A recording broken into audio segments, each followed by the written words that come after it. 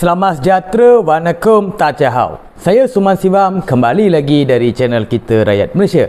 Hari ini saya kembali dengan satu topik berkaitan dengan etika pakaian, iaitu kod pakaian, dressing code. Baru-baru ini kita menonton sebuah video di TikTok FYP ataupun video yang viral berkaitan dengan pakaian seorang gadis berbangsa Cina, berbangsa Tionghoa, merakamkan kesedihan dia sebab mereka tak bagi masuk sebab dia berpakaian tidak melebihi daripada lutut.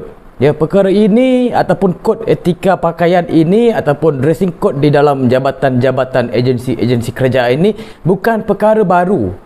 Bukan perkara baru untuk dibangkitkan ataupun nak meminta simpati kerana memberi kita masuk. Bila kita lihat banyak komen di situ, kenapa kamu goyang ke dengan lutut dia? Bukan cerita sekarang ni, bukan pasal lutut ke, kulit dia putih ke, apa semua segala macamnya, tidak.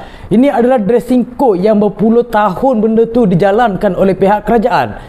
Di parlimen pun kita lihat bangsa Cina pakai songkok baju Melayu, bangsa India pakai songkok dan baju Melayu.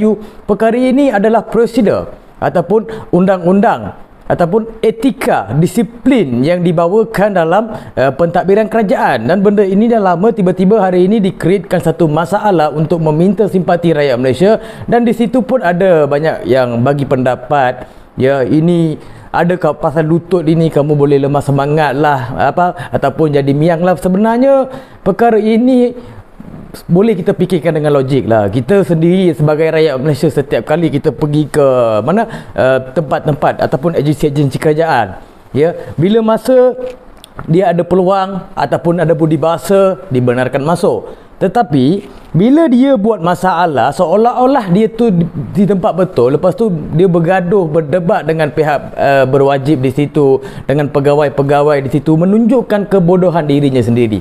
Sebab apa? Benda senang, kita ikut sahaja.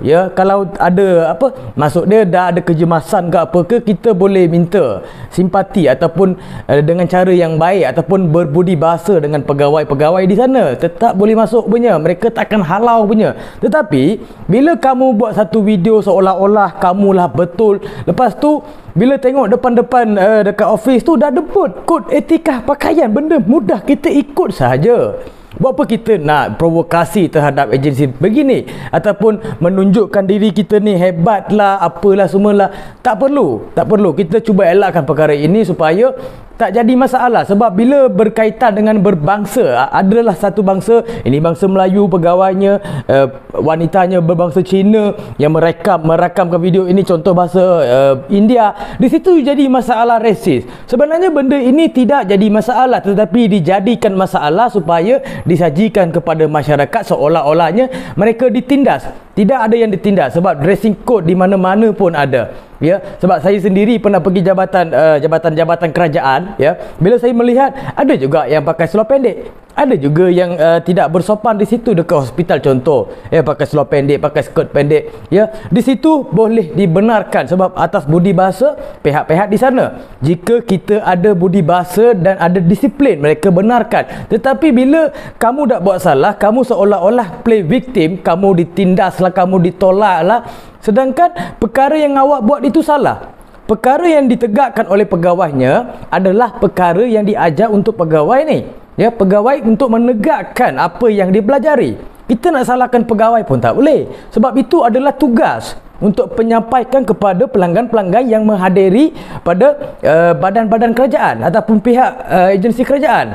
Itu adalah tugas dia. Kita tak nak menyalahkan sesiapa. Harap perkara ini menjadi iktibar untuk rakyat supaya tak jadikan satu masalah lagi. Sebab masalah ini bagi saya tak ada masalah besar, tapi cuba kita elakkan. Jangan rekodkan, viralkan, lepas tu jadikan isu yang tak apa-apa, jadi resis lah. Lepas tu pendapat-pendapat pun tidak membina langsung. Sekian, terima kasih dari saya Suman Sivam.